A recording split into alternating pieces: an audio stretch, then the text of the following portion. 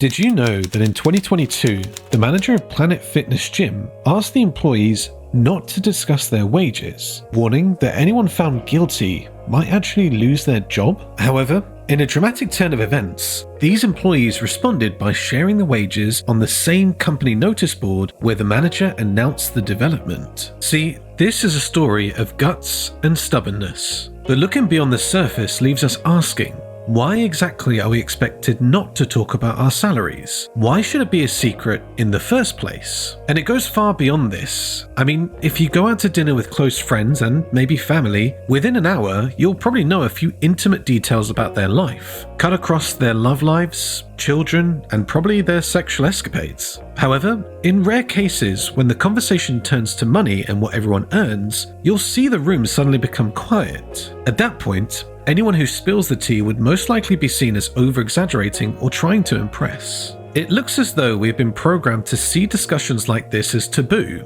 and the story I shared earlier in this video puts things into perspective. If it isn't considered impolite or rude, many might feel you would do badly in keeping secrets and start avoiding you. Considering how increasingly the workforce is encouraged to see their colleagues beyond colleagues and acquaintances and discuss personal areas of their lives with them, particularly mental health, the fact that we must still not talk about the salary is pretty ironic. But first, before we dive into this further, let's consider the legal status of this condition. Is it legal to talk about your salary, especially with your colleagues? The short answer to this is yes. It is completely legal to discuss your salary with your colleagues, co-workers, basically anybody. It is your right. You worked for it, and you can decide to share that details with anyone. In the US, the 1930s National Labor Retaliations Act protects the rights of the employees to discuss their pay. Similarly, the Equality Act introduced in 2010 confirms that indeed, no one can stop you from having conversations like this within or outside of your work environment. Therefore, even if your contract includes a clause preventing you from talking about your salary, that clause is illegal and cannot be admissible in a court of law. In simple terms, you can sue any employer who threatens, punishes, or terminates your contract because you talked about your salary. So yes, as employees, we are legally backed. But why is this still happening? Why are more than half of the workers in the US still subject to pay secrecy? In many sectors and industries in the US, many people still don't talk about how much they make because of a combination of company policies and long-standing taboos, regardless of whether it's legal or not. To be honest, these companies don't really care. At the same time, the taboos endure because many people, especially the workforce of this generation, have been taught to believe that it's rude to discuss money. Let's circle back to the dining scenario shared earlier. Think about the last time you visited your extended family and overheard that loud uncle whom nobody really likes telling you stories of how fat his bonuses are where he works. Do you remember how you felt? Well, you can't blame yourself. We've all been conditioned to feel that way. Now, away from ourselves for a quick minute.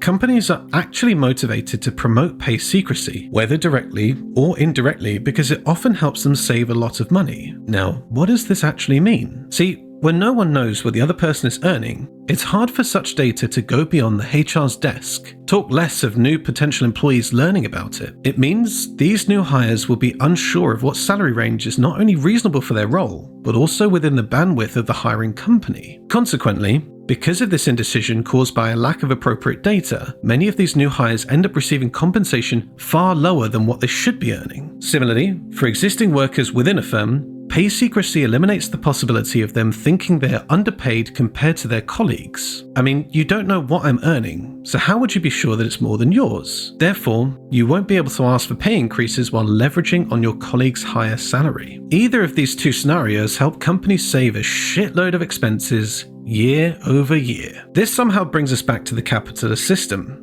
These top 1% just want to keep expanding their pockets without increasing the pay of those who work their asses off to make them the money. I promise I'm not exaggerating. This is exactly what is happening. But are we too busy?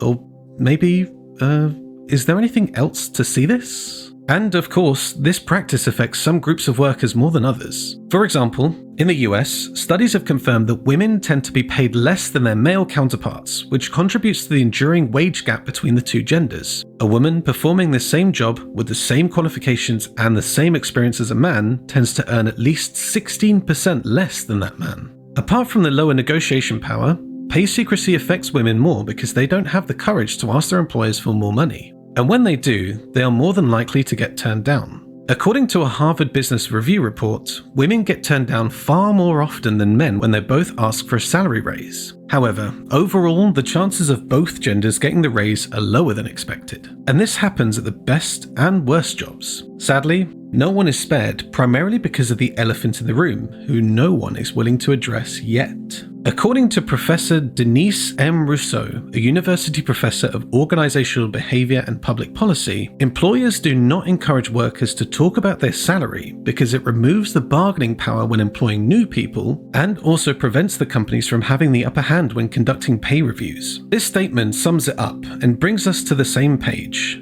We need to start having these discussions beyond the long-standing taboo associated with it. Otherwise, we might continue to suffer the impacts of unpaid employment. And yes, to be honest, the trajectory is changing rapidly now. For example, while discussing how much we earn was almost completely off limits just a decade ago, according to a recent survey by LendingTree, the largest marketplace in America that helps Americans find lenders very quickly, more than half of Americans now feel that people should be more open about their salaries. However, while they feel this way, only 13% of them said they would be actually willing to share how much they earn with their coworkers, regardless of the outcome for them, whether favorable or otherwise. So yes, pay transparency has been getting better PR since after the pandemic, with 8 states and many cities already implementing laws that require employees to disclose the salary ranges of their respective roles. According to the National Women's Law Center, approximately 20% of the US labor force now live in a state where employers must practice salary transparency. Away from the US, Denmark is also one of the countries demystifying the myth about not talking about our salary. The Danish government now requires mid-sized companies to share information about their salary ranges and the pay gap between men and women employees. So yes, the revolution is happening already, and it's exciting to see many more governments embracing it. This explains that it goes beyond having it in law. These laws must be implemented and regulated, otherwise, well, you understand the drift. Listen, when our salaries become openly available knowledge, employees will have that much needed intelligence to make important career decisions. Let's break it down. If people are overpaid, they'll keep quiet and not make a scene of it. I mean, it favors them, so why not?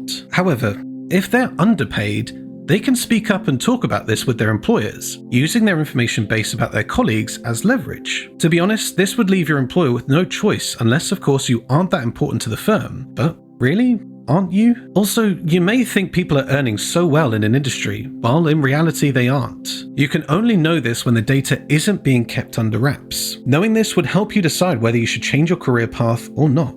How many people tell their children to become doctors or lawyers? If parents and college kids knew the numbers, they could make more informed career decisions. Think of how broken our system is when we make young people take out hundreds of thousands of dollars in student loans, commit to 4 years of college and more debt in graduate school, only to learn that they can never earn enough in their field to justify the costs and the time commitments. See, the benefits to employees and career-driven professionals are limitless. But to be unbiased, salary transparency also favors employers as much as the employees. Research suggests that more clarity around pay decisions and practices positively impacts talent retention, attraction, and equity within an organization. And to a considerable extent, companies with the best talents who are motivated to put in the work are better positioned to succeed in their sectors. So yes, the benefits ultimately flow in both directions. Now, away from the advantages, to be honest, it is unwise to disregard the risks that also come with talking about your salary. And no, this goes beyond the long-standing taboo.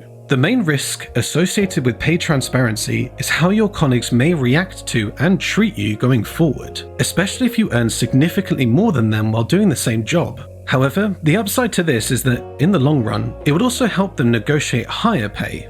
But it could lead to resentment and jealousy in the short term. Situations like this may create tensions that create strained working relationships. To put things into context, your colleagues may naturally start to feel that you're supposed to contribute more to a given task because you earn more. In the end, these two employees might become enemies, creating an avoidable competition, which ultimately allows capitalism to thrive. Employees shouldn't be enemies. we are in this together. Any anger or annoyance should be directed to your employers and not the person earning more than you despite being the same rank or doing the same job. But hey, can you blame them? We are humans after all. Another risk is that your colleague might not exactly be truthful about their pay, and when you run with the information that they give you to negotiate a pay rise with your employer, it might be shooting yourself in the foot. You see, it can be a really dicey situation, particularly because salaries are a sensitive subject. But at the same time, open communication in this regard is very important because if discussing our salary remains taboo, then what else is off limits? The only source of power in an organization is information,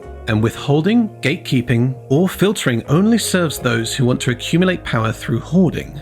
Never forget that. Alright guys, that's a wrap for today's video. Thank you for staying this far, and don't forget to like, subscribe, and ring the bell notification so you'll be among the first to know when we publish next. Thanks for tuning in, and I'll catch you next time.